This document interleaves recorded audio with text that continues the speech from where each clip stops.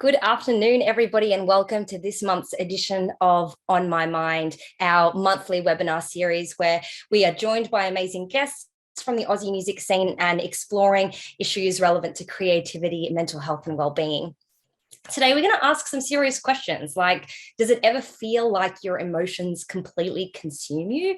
Do you wish you understood your own feelings better and knew what to do with them so that they don't get the better of you? In today's On My Mind session, brought to you with support from the Headspace app, we're going to be exploring how to manage big feelings. And we're going to discuss mindfulness strategies which might be helpful in dealing with stress, anxiety, and emotional overwhelm. My name is Ash King. I'm the in-house psychologist at Support Act and a mindfulness practitioner. As always, I'm very grateful to be acknowledging the traditional custodians of the land that we each live, work, and thrive on. For me, I recognize the Gadigal people of the Eora Nation, and I allow you all to pause and reflect on which lands you're currently joining us from. I pay my respects to First Nations people, elders past, present, and emerging, and extend a special welcome to any First Nations guests joining us here today. Now, we're also joined by some incredible guests in the Aussie music space. A natural storyteller and entertainer, the multi-talented Montaigne has never wavered on the delivery of a unique artistry that has seen the Sydney musician ascend from young indie leader to one of Aussie's most individual and dynamic voices. We have Montaigne, aka Jess Serro, joining us here today. Hi, Jess. Hi. We've got June Jones also joining us, the songwriter, singer, producer, and performer based in so-called Melbourne, who is currently finishing her third solo album coming out later this year. Welcome, June. Hello, thanks for having me. And frontman and songwriter for one of Fremantle's finest indie rock bands, Spacey Jane, Caleb Harper joins us here today. Hello, how's it going? Thank you so much, everybody, for being a part of this really important conversation. I think that everyone who's joining us has probably got their own lived experience of dealing with big, messy emotions, and we're going to get into the grit of that today. But everyone who's joining us from home and from Zoom, wherever you are, I'd love for you to take part in a number of polls that we're going to chuck to you. That way we can learn a little bit more about your experience and how it is that you sort of sit with your own big feelings. So let's kick off with our first poll, our first question of the day, which is asking if you have difficulty making sense of your feelings. You can answer yes, always, most of the time, sometimes, no, or never. Have a look at that poll and feel free to share. Now, I'm going to take it to our amazing guests. Jess, I might throw this one to you first, but I'd love to talk with all of you about this. Exploring a time at work, specifically in the past, where you really remember feeling quite emotionally overwhelmed. So where were you? What was going on? And what kind of support did you have or you didn't have? So recently, a few months ago, sort of near the end of last year / the beginning of this year, I had to have a conversation with my management / label about eventually leaving the label. And it took me like a couple of weeks to build up the courage to be able to have this conversation, because my management I've been with for 8 years, and same with the label, which they part own. And that was very interesting. I had my partner with me in the Zoom, and we did it over Zoom, and that kind of helped. But I have this like trauma response where it's deeply embarrassing, but like when I get angry, or if I feel someone in a moment where we're talking about needs and desires and the stakes feel high, I will like just cry uncontrollably if I feel like I'm being I don't know, if someone is being defensive, I suppose, or not just defensive. I guess like part of the conversation was them sort of being like, but you shouldn't feel this way because this. And I was like, well, why do I feel this way then? Like, explain that. And just that feeling of like the other person's not really hearing what you're saying, or like not accounting for like the realities. And fortunately, like they very much backed off the heat after I started crying, and they were like, "Oh, sorry, I didn't mean to make you do that." Blah blah blah. And ended up getting to have the conversation. I still like had to have conversations after that, like a week or two after that. It's sort of been an ongoing thing just to like make sure everyone's on the same page and all that stuff. And all of that is like deeply scary to me. But it did really help just to have that, my person, like my partner, like be there and also be able to talk to them afterwards and to my family and friends and stuff. And just like, I don't know, I journal a lot just to check in with how I'm feeling. And that's often a good way for me to be like, oh no, this is how I'm feeling. And even if that other person tells me that that's not like valid or doesn't make sense or whatever, it's like, it's still the reality and I need to address it. So yeah, for sure. We might discuss a little further in this session too about that idea of should and shouldn't be feeling certain types of ways, because I think that really impacts how we feel about ourselves and how we feel about our own emotions. June, I'd love to hear from you. Is there a time that really comes up for you when you think of, whoa, my feelings felt out of control then? In general or at Yeah, work? well, yeah, maybe at work, more specifically. Yeah, I mean, it's interesting thinking about like what work is as like a solo artist who's like an independent artist. Like the majority of what I do alone. I also live alone, and I have ADHD and autism, and I am not very good at like separating work from like life in general. So the last 6 months, I feel like every waking moment I've been at work, like because I've been finishing this record. But yeah, I've definitely had moments where like I have felt like just hugely insecure about like what I make, and part of that, I guess, is because when I've tried to like reach out for support in the industry, I've not received very much of it. And so I've sort of read that as like meaning that like what I do is not worthy of support, and therefore it's like not good, which is challenging, but I have to remind myself that like ultimately, this is an industry in capitalism that is based on making profit, and people invest in you because they think that they can make money off you. And I often find that like reminding myself that, my worth is not tied to my ability to like make money for like labels and managers and whatever, like that's not the reality of like what I create, and my art is not important because of that.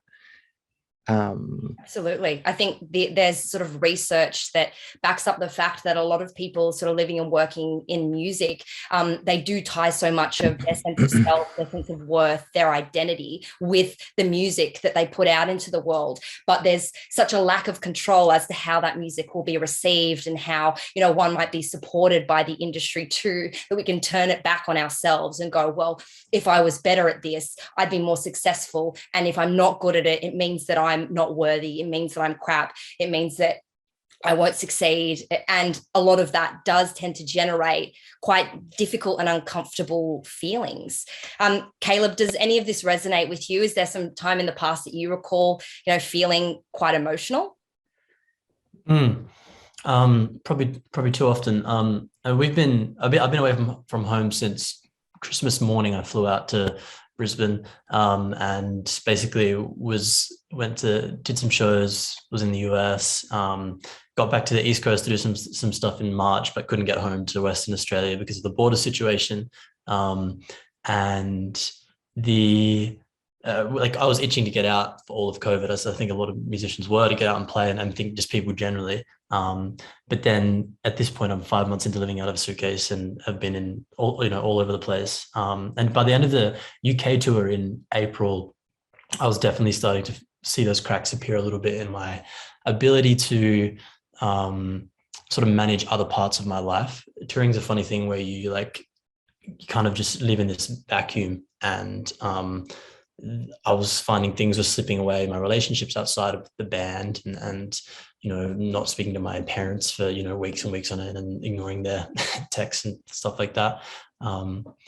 Yeah, and that was pretty tough. By the end of that, I was really, really desperate to come home, but I had stuff to do out here in the US, so I'm back here. I was just grateful for the band in that moment. I'm very lucky to have friends in them that really understand and care. It's a very open conversation about where we're at emotionally all the time, and we all understand that we're under pressure to do this thing, and so it should be comfortable and safe as much as possible.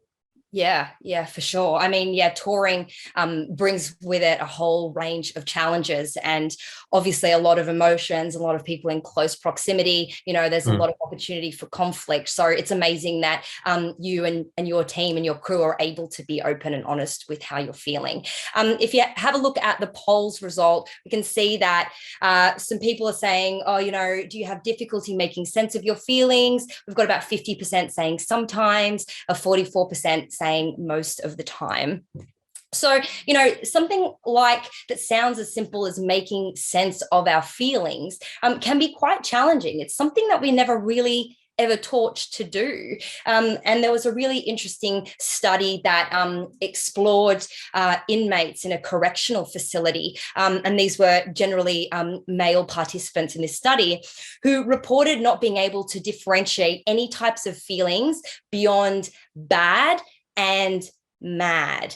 And that kind of was the extent of their emotional vocabulary. I'd love to extend this question to you guys, to our guests today. Jess, curious as to how you feel about making sense of your feelings. Do you know when a certain feeling is coming up and what that feeling might mean for you? Not always. I think I'm probably in the sometimes category.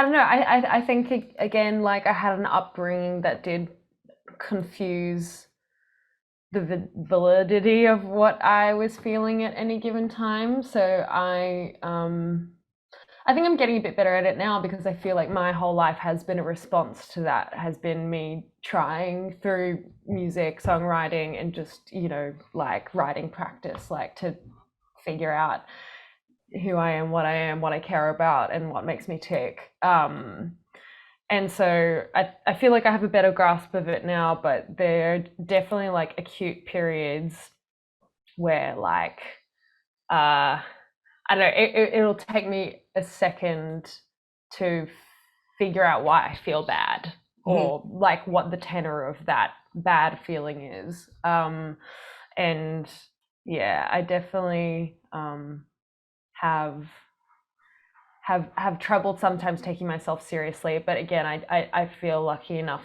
to have infrastructure in my life where I feel like you can process it and have time to process it, either through music or through like journaling or chatting to friends, which is nice. For sure. I think that hopefully we're starting to move away from this mindset where the idea of understanding our feelings and being able to process them in healthy ways is some kind of an indulgence. Like, we should just get on with it. We should just forget about it. We should just, like, put up the wall and go, well, I'm feeling this way, but I'm not even going to confront it. We know that that tends to not always be the most healthy response. Another thing that we tend to struggle with when it comes to being with difficult feelings is that we worry about how other people are going to feel about it. We worry about how we're going to impact other people with our own emotions. I'd love to chuck a new poll up for everyone. And this question is asking, when a friend or partner has a bad day, does it feel like you've had one too? Give us a little idea of this, because we can also tend to be quite almost like sponges when it comes to other people's emotions. Caleb, you were talking about being on tour. You're surrounded by different people. I'm sure that different people are having different emotional experiences. I'd be curious about how it feels for you when, you're recognizing that someone in the band or someone in the crew who's close is maybe having a bad time, and how that might impact you. Yeah, I think I try and approach that the way, I guess, I approach how I act myself when I'm, feeling terrible, feeling shitty on tour. And that's just that I recognize that sometimes people maybe act out because they don't understand where they're at, and like tiredness and anxiety and any range of emotions can sort of result in someone feeling prickly, I guess. And that's always exacerbated in a touring environment. But just like talking and having grace for that with people is always so important. Like, if someone doesn't want to be happy and doesn't want to talk and have fun, like that's just fine. Like letting them have their space and letting them be snappy about something, and not sort of like making an issue out of that when it doesn't need to be understood and unpacked necessarily. They just need to know that you're there. And if things seem bad, then we always ask, and maybe not do it in a way that's necessarily public and in front of everyone. It's like pulling someone aside and checking in, and just even sending a message if you're in the van or the bus or on a flight, wherever it is, and you don't necessarily want to put them on the spot, letting them air that in a way that's sort of comfortable and easy, and they can just not reply or leave it. So I guess there's a range of things, but I would say, asking and showing grace, I think, the most important things. Yeah, that's actually really beautiful, and what a powerful way to let someone know that they're seen, like as opposed to, like you said, putting them on the spot, like what the fuck is wrong with you today, or like what sort of a shitty mood are you in, like that doesn't ever help anyone feel good about feeling bad, does it? So No. you allowing people, even sending them a text that comes from a place of compassion, really, and not judgment, and not like, oh, I need you to fucking cheer up because we want to have a good show. It doesn't serve. I learned that from people treating me that way in the band. I think I dealt with a lot of stuff early on, and when we started out, and wasn't good at controlling how I was feeling, and it would just come off as being an asshole. And they showed me so much grace for a long time, and that taught me a lot about how to sort of do that in return for people. Yeah, that's beautiful. If you check out the poll, we've got almost 60% of people saying, sometimes it feels like I've had a bad day when a friend or partner or someone close to you is. It's because we are kind of linked, especially with people who are very close to us. Their moods and their feelings do impact us in a way. We don't exist in an igloo, are separate from one another. So, that's completely natural and normal too.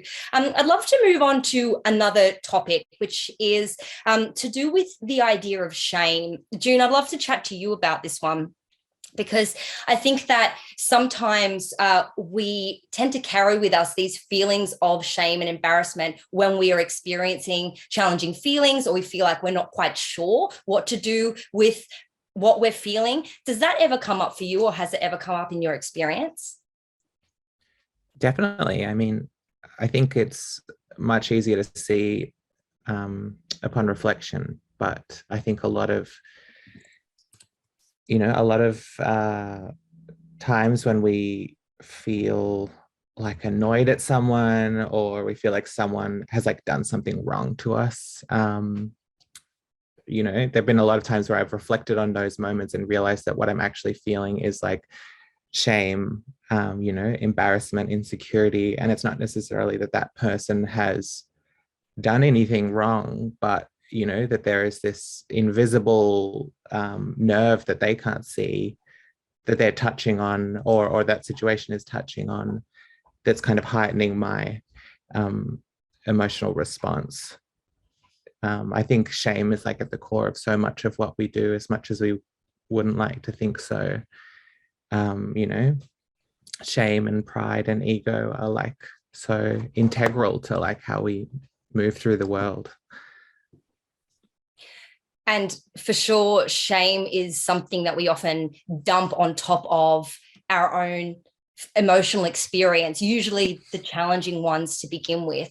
That I feel sad and I'm ashamed that I feel sad because I shouldn't be sad about this, or I feel angry but I feel ashamed that I'm angry, I shouldn't be angry about this. Montaigne or Jess, it kind of sounds similar to what we were talking about earlier, that idea of, well, people expecting you not to be feeling that way, like you shouldn't feel that way, and that expectation that you shouldn't, does that tend to exacerbate your own emotional experience with that idea of, well, I feel ashamed that I do? I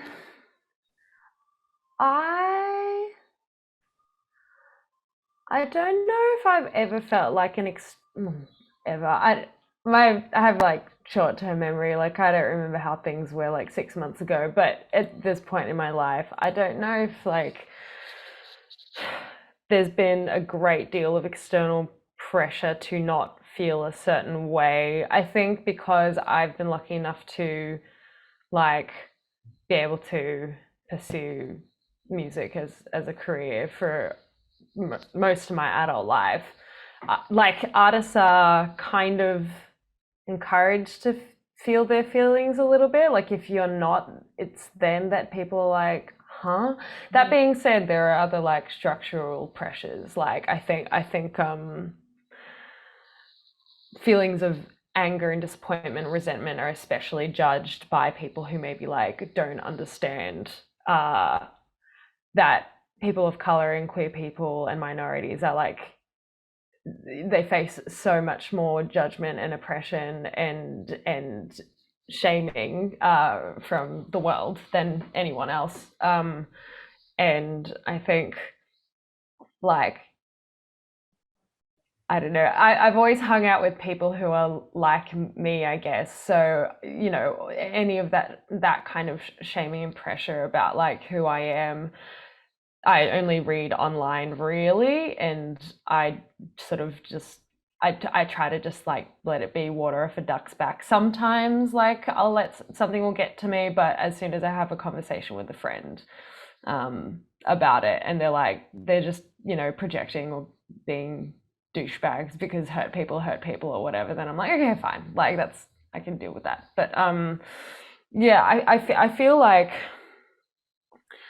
again, like my work more than anything in music has my whole life been processing like the way that I feel about things and trying to sort of like self parent and stuff like that. So I feel like I've gotten relatively good at like distinguishing shame from guilt, not being ashamed of the way I feel, at least not for any like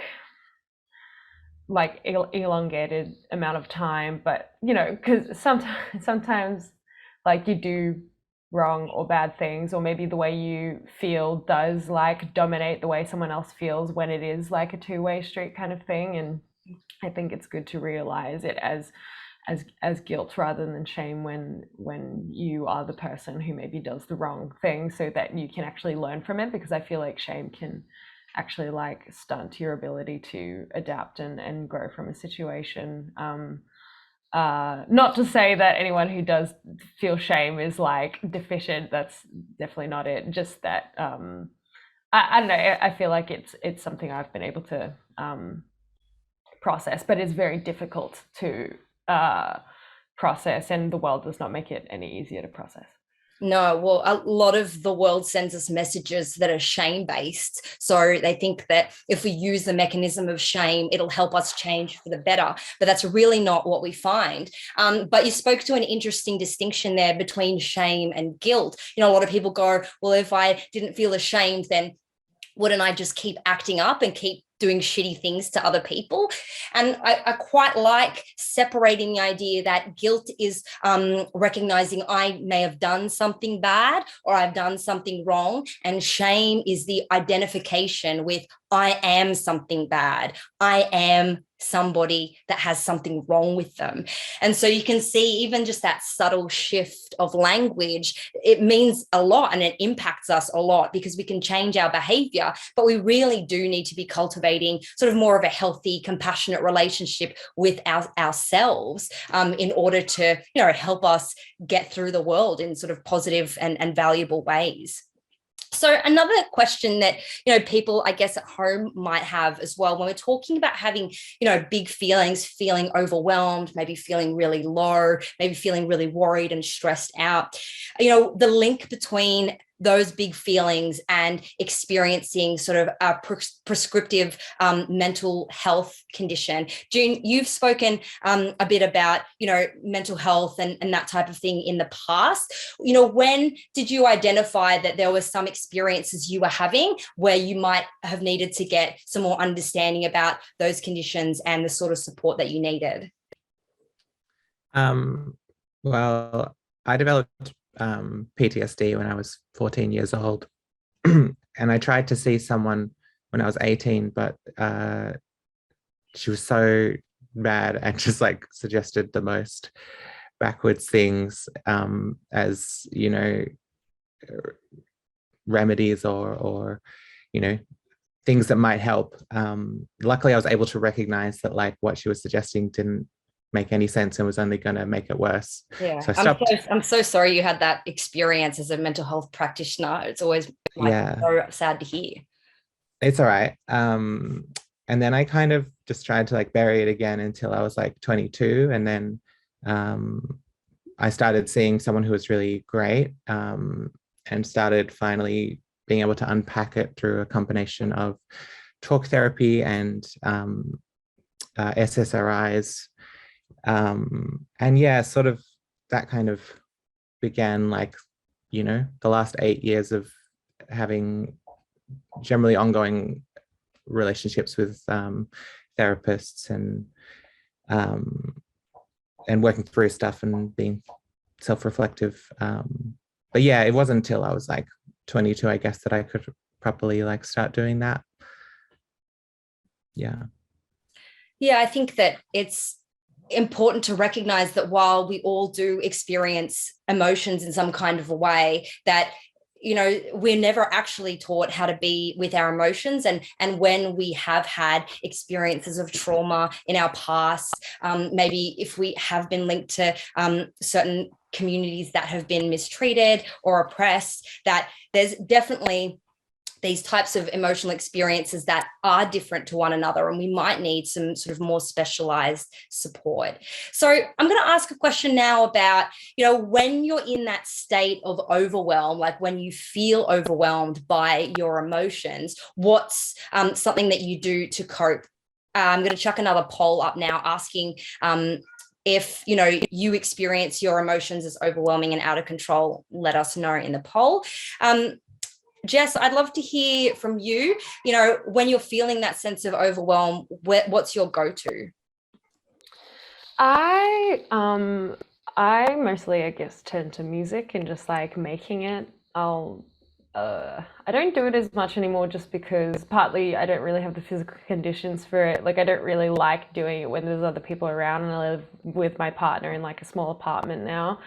So like I'm not like shredding and yelling my sadness out at the moment, but also like I'm just like feeling a little less of it, which is good. But what I used to do a lot was just like in my room, guitar, piano, just like start stream of consciousness improvising and just like writing songs, and that was really helpful. And I also used to like go on big walks and write songs while I was on the walk and just like record little voice memos, and that sort of like helped me distill what I was really feeling without trying to like intellectualize it or block it, because I feel like when you're just allowing yourself to express it without like trying to make it sound good, like I don't know, it always really helped me. And I remember one very like specific time as well where I was feeling extremely stressed out by a thing and I just didn't feel like I could get away from it, and so I just like sat on Ableton and started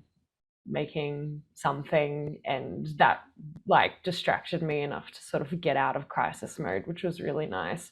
But yeah, generally it's like I have to be moving in some way, like I can go into like a deep freeze mode for like hours.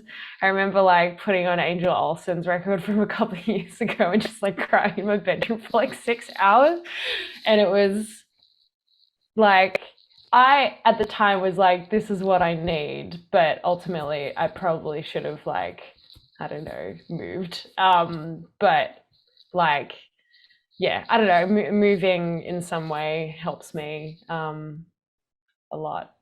like, or moving or like occupy my brain. Video games as well, I rely on a lot to like just distract me enough to get out of, again, crisis mode. Like, because if I am in acute anxiety, like I all I can do is distract. Like, meditation doesn't work. Like, none of that shit like works for me. Like, I have to just be thinking about something else, basically. Yeah.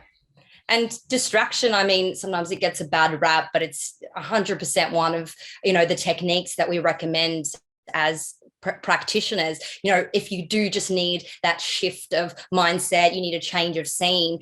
Distraction is not always bad. It is always bad, though, if it's the only mechanism that you have to go to, where you're consistently denying your opportunity to understand what's happening inside your body and mind. We've got Eliza Nolan saying in the chat, thank you for this webinar. It has already been helpful and grounding. And she also says, such brilliant speakers. Big thanks to each of you for your honesty and openness. So I'd like to echo that. And Caleb, I'd love to throw to you, asking that question of when you have felt quite overwhelmed or quite emotional, what is it that is your go-to? Do you have some sort of more positive go-tos and maybe some not so positive go-tos? Yeah, I would definitely have the not so positive ones, which I'll get those out of the way first. But I mean, there used to be for me, like, substances. I definitely would go out and try and find someone to drink with and do that sort of thing, and anything that would distract, I suppose, but in a negative sense. And a lot of scrolling on my phone, because it was a way to just have one like thing in front of me that wasn't that could block out anxiety, and that's usually the thing that overwhelms me the most. But I find now, if I'm able just to find a couple things that could be causing that sense of anxiety, or even if they're not the ones that are causing it, but it's like a means of like getting control back of one or two things, like that for me is always important, and it gives me like a sense of achievement, and sort of, it helps me with self-worth, being like, no, I'm not useless, like this is fine. And I also, similar to Jess, like love distracting myself with stuff, being active as much as possible. I love gardening and cooking and, running. I actually don't love running, to be completely honest, but I do run when I'm when I'm like being healthy, and that's always useful. I hate how much running works. Like, I feel like I wish that it wouldn't, because it's so annoying. I feel It's the worst yeah. exercise. I know, but I've yet to really hear from someone who's kind of done it and then gone like, nah, there is something to be said about that combination of movement. Often, even if you can run outside, if you can get out somewhere in nature, like then you're getting sort of a double hit of a good thing. Mm-hmm. For sure. But you actually spoke to something, I mean, like just spewing straight wisdom, Caleb, here, like that idea of control, which is when we're feeling overwhelmed by emotions, we don't feel like we've chosen that experience. We don't feel like, oh, I'd love to feel so anxious that I can barely walk, or, I just wish that I would feel so sad right now that everything that I look at is going to make me break down in tears. It's this real sense of, I am not in control of my experience. And we kind of hate that. Like, it's kind of really scary and confronting to feel completely out of control. So finding small opportunities to sort of reclaim control in our emotional moments can be incredibly empowering. And, while you might not have the opportunity, say you're like standing, side of stage ready to go on for a show, and you're like, whoa, I just felt this wave of anxiety. Like, I'm feeling so terrified, I'm going to do a terrible job. You can't be like, guys, give me 15, I just want to go for a bit of a run. Like, we need to find these opportunities of control even within those moments, whether it might be, okay, can I just take a moment to notice that my feet are flat on the floor? Can I take a moment to take some deep sort of stabilizing breaths?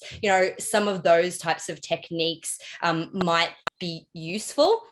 But I'd like to hear, I guess, from you guys, because, you're the people out there in the industry, making music and being brave and getting out on stage, sharing your craft. June, do you have any examples of like sort of small techniques that you bring in when you're noticing that emotions are coming up?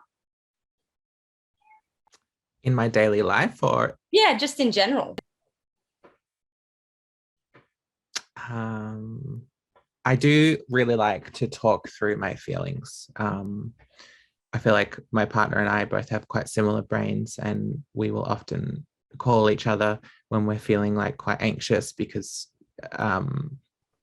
it really helps to have, especially if it's something because I feel like a lot of, anxiety comes from like a fear that something is wrong, you've done something bad or you're going to do a bad job. And I find that having reassurance from like an outside perspective really helps to ground me. Yeah, that's a big one. I love to scream into a pillow. Ideally, I'd scream into the air, but I live in the smallest apartment possible, so I don't really want to freak out my neighbors.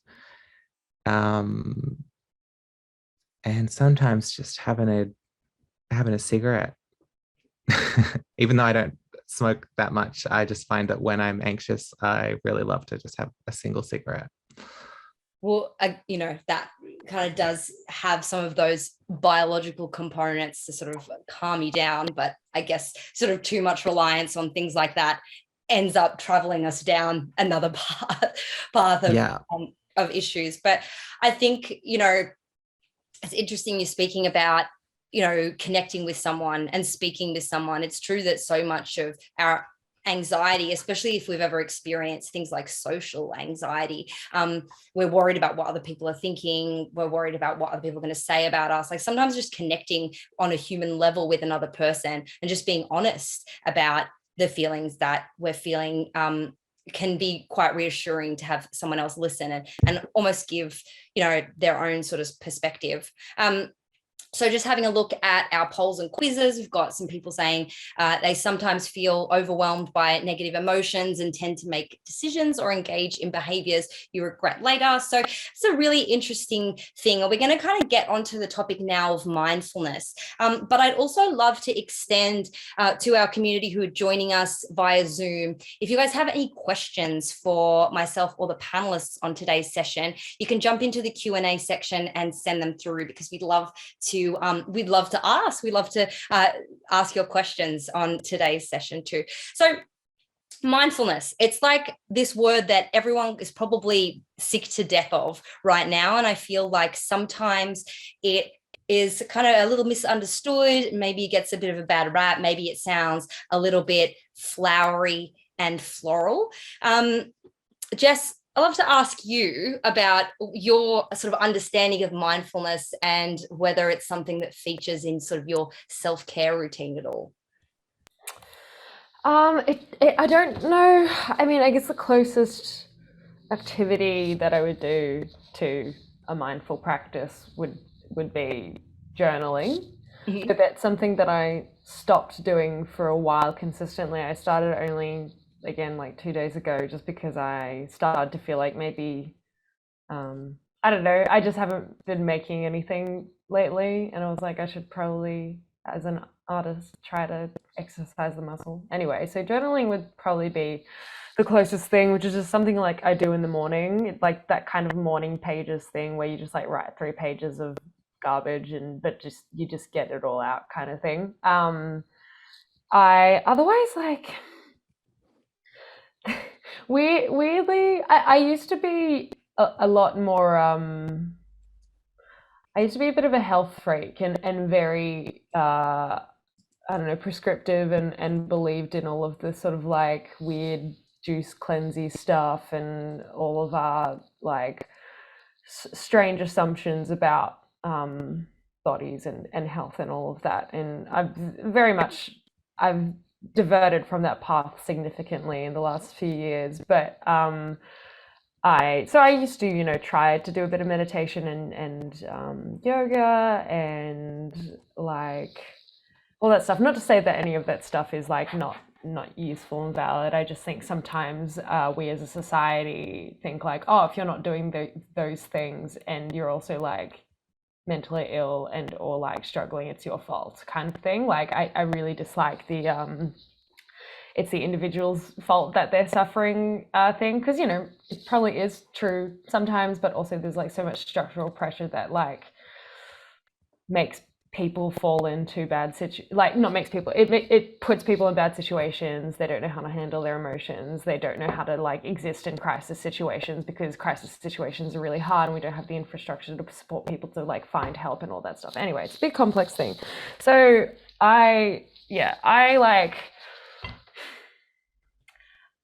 think part of me is that, like, you know, when I was in my early 20s, I did sort of like dabble in the mindfulness sort of regime kind of thing, and so I have kind of this like already like internal structure to be able to like pay attention to things. But I also honestly, and it's maybe not like the healthiest source of mindfulness, but like I just have a deep fear of loss, like a lot of the time, and that is the thing that like makes me grateful for what I have, because like I just have this inescapable like fear that something bad's going to happen all the time. And I think most of the time it doesn't overwhelm me. It's only like, it only happens like when I'm feeling my most fragile, really, that it really shakes me up. But yeah, I feel like I'm good at paying attention and being grateful, just because I do have a nice life. Like, I'm very lucky to, and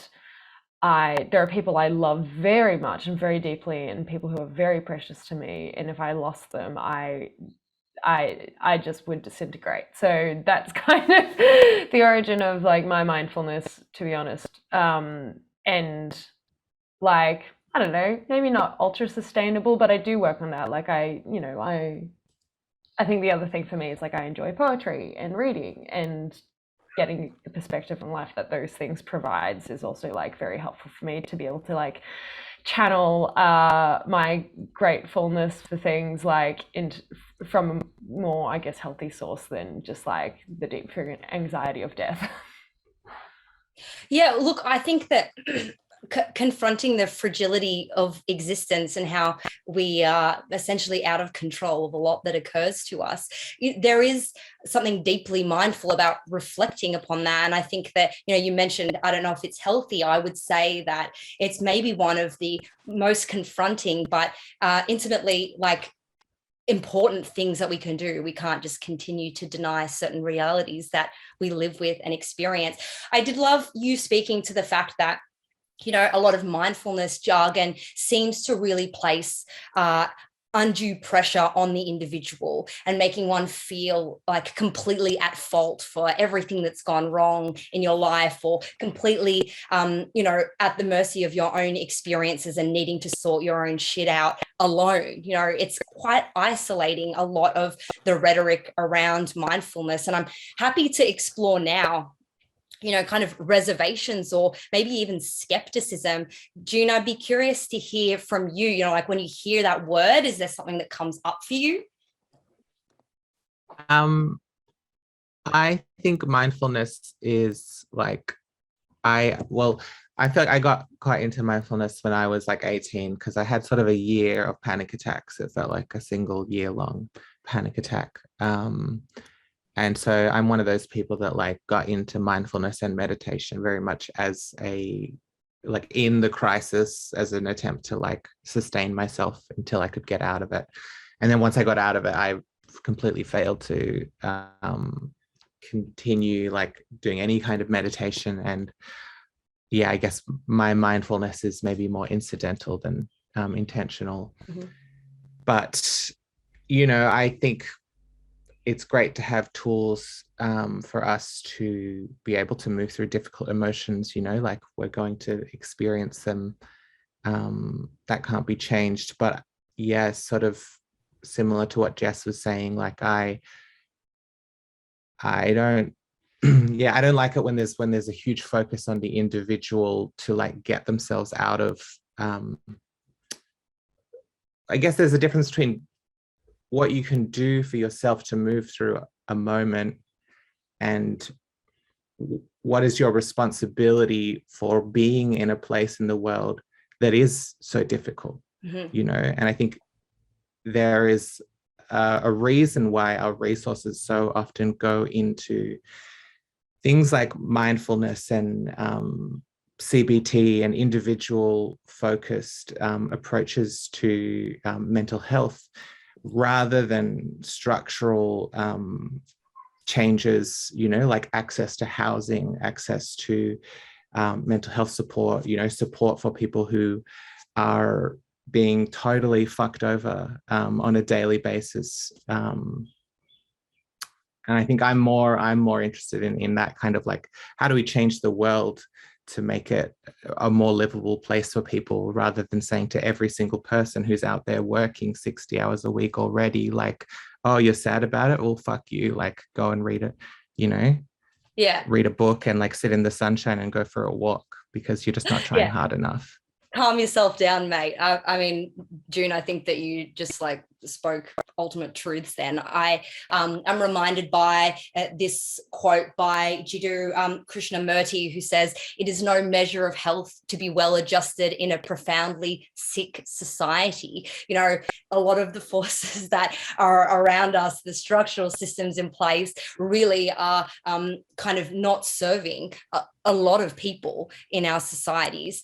I think my passion for mindfulness comes from the view that we can do the most service in our close relationships, but also out in society when we have some mechanisms in place in our lives to help us feel more courageous in being with our own feelings, in managing our own emotions, whether that management of emotions is, I need to go and see my therapist, or I need to take medication, you know, with a sort of a mindfulness, with a sort of a mindful strategy, we can go, okay, I recognize what I'm feeling right now. I know what I might need to sort of manage myself, and allow us to sort of get back to a position of resilience where we feel like, okay, well, now I can be more present with my friends, more present with my partner. I can be more present for my work. And I can also, you know, align myself with causes that will help hopefully shift the world in more positive directions. Caleb, we had a question come up in our Facebook, which was an interesting one, sort of more from a sort of a gendered perspective, I guess, you know, talking about emotions. We understand that there are different experiences about being, you know, out and proud with our emotions, if you're sort of male or female. This question says, forgive my pointedness, Caleb. I am wondering if our brothers are feeling unsupported while the feminine voices are rising in the public view. My hope is that our fellows are nurtured and have enough spaces to explore profound levels of communication. And I guess I would add on that maybe sort of safety and sort of talking about one's feelings and emotional experiences. Would love to hear your thoughts on this. I mean, yeah, I mean, I first would say that no rising in feminine voices is having a negative impact on, I think, the ability for men to speak out. But yeah, I mean, I think it's getting easier and easier as a man. I've noticed that in my sort of experience growing up in a regional West Australian town where it was certainly not appropriate for even boys to be able to speak openly about what they were going through and what they were dealing with, to, you know, going to college, going to university and hanging out with another group of guys who I really didn't feel like were in a position to share how they were feeling, and they certainly weren't in a position to hear how I was feeling. And then sort of slowly but surely finding the right people around me that were there, like a sort of this infrastructure, this like scaffolding around me that was able to support me emotionally. I guess it's hard to speak to that from, you know, I'm very lucky to have a bunch of incredible friends who are artists in one way or another, the majority of them, and it's quite an amazing community. But there's still really large sects of Australian culture, that real sort of machoism and bravado that totally dominates the way men move through the world, in so many instances, and you know, fundamentally it often results in mental health going unchecked and resulting in far more catastrophic consequences down the line, because they're not able to process it and deal with it at a young age. But I mean, I would say that the most important thing is the people that you surround yourself with. And if you feel like you've got mates that don't want to hear where you're coming from, where you're at emotionally, and they're not willing to talk to you about that, then like assessing that sort of friendship and like understanding, like, is this really an emotional connection I have with this person?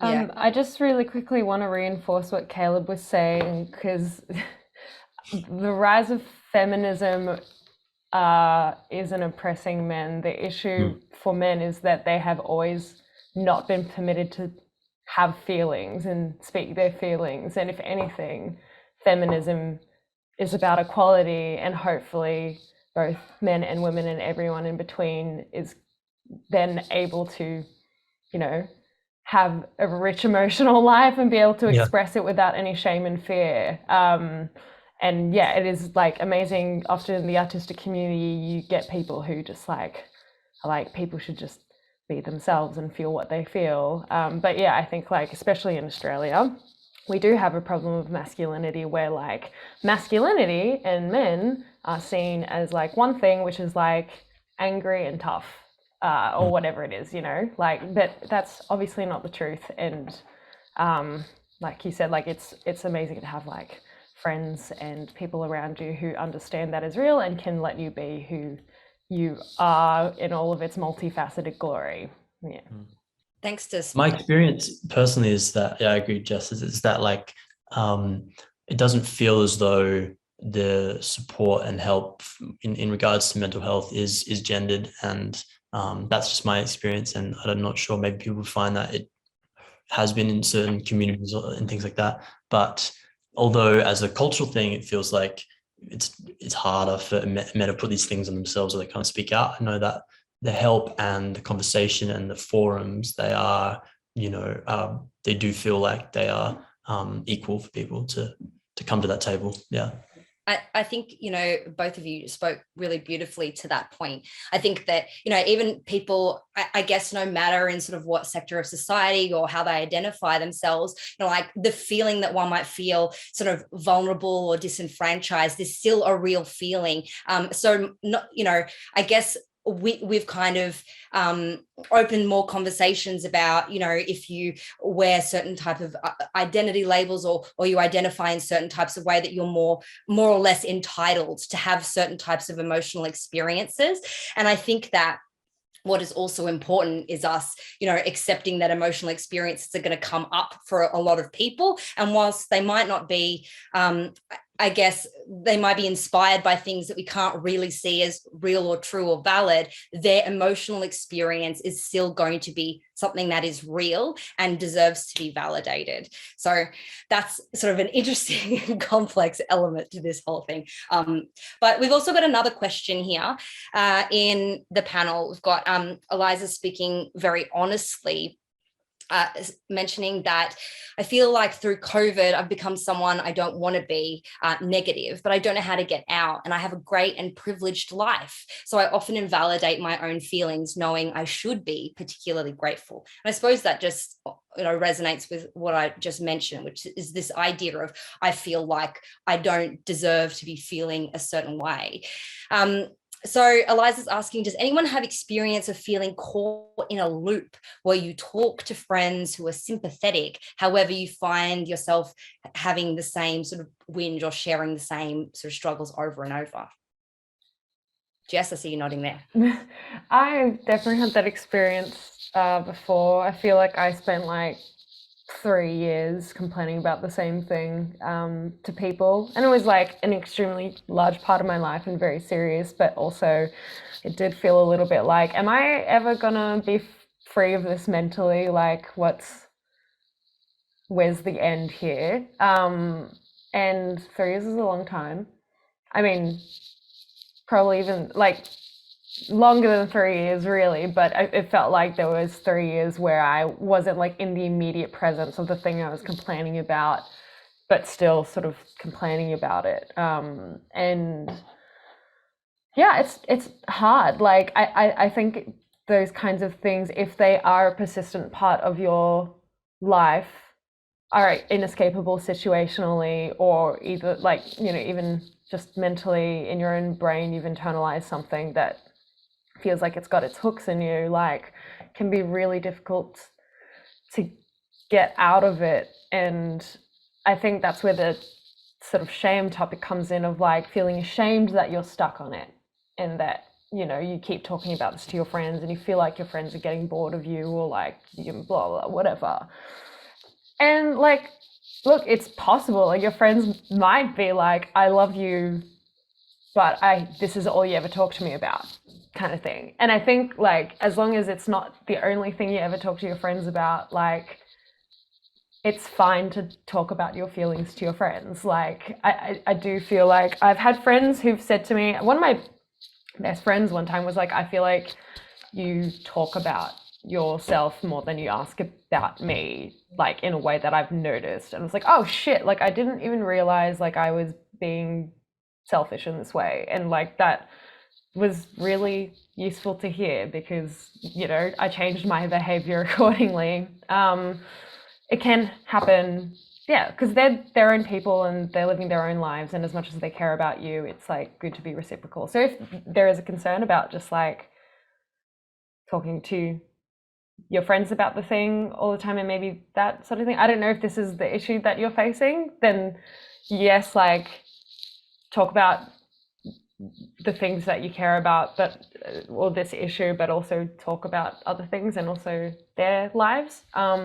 But also, like, yeah, if you are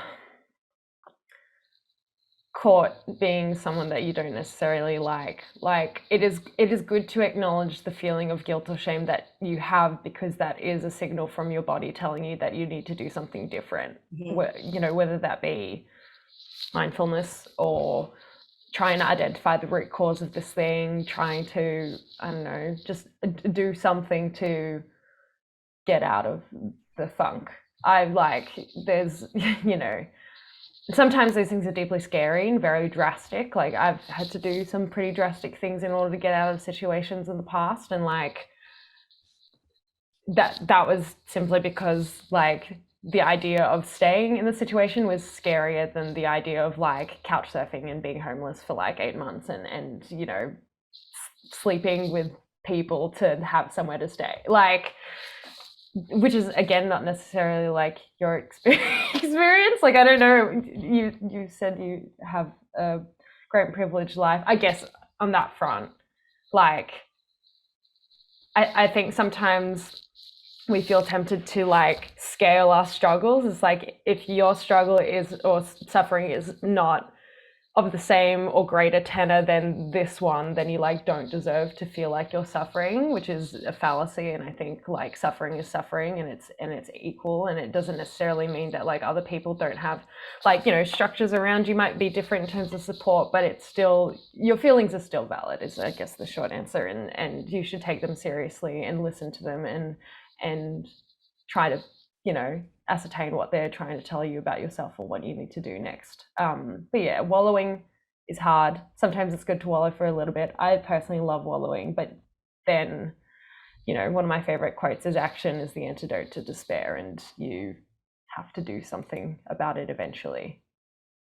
Yeah, I love that reflection. One of my favorite psychologists and researchers, Susan David, talks about two popular methods of reacting and responding to our feelings. And one of them is being a brooder. So I suppose, Jess, that's kind of the wallow. That's definitely been my personal modus operandi. Like, I'm going to get in this feeling as deep as I can. I'm absolutely going to town in it. I'm going to roll around in it. I'm going to see how deep it goes.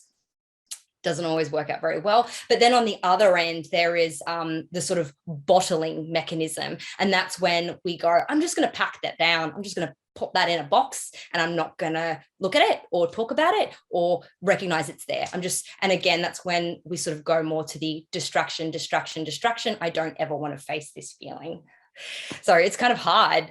You know, we want to pull ourselves into the center here, where we're not bottling things away, but we're not you know, over identifying too much. I guess in the field, we also call it clinging, you know, like when we cling to our own feeling experiences so tightly.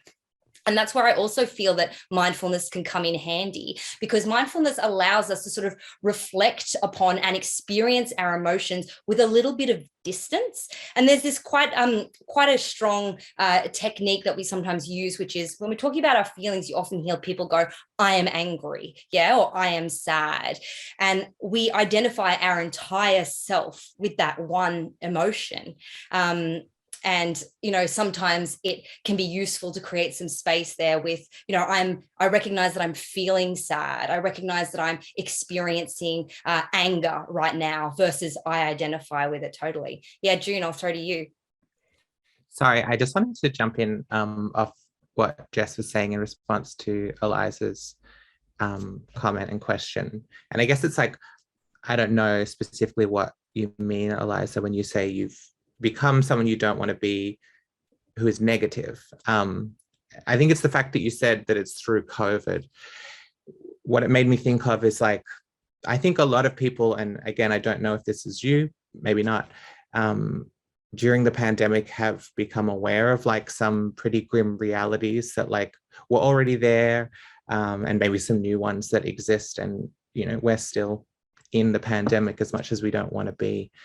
And I think what I wanted to say was like, there is this difficult period, I feel, when coming to terms with that stuff, where you kind of, you want to treat it as like something, like a problem in your life, where you're like, okay, well, either I get over it or I fix it, you know?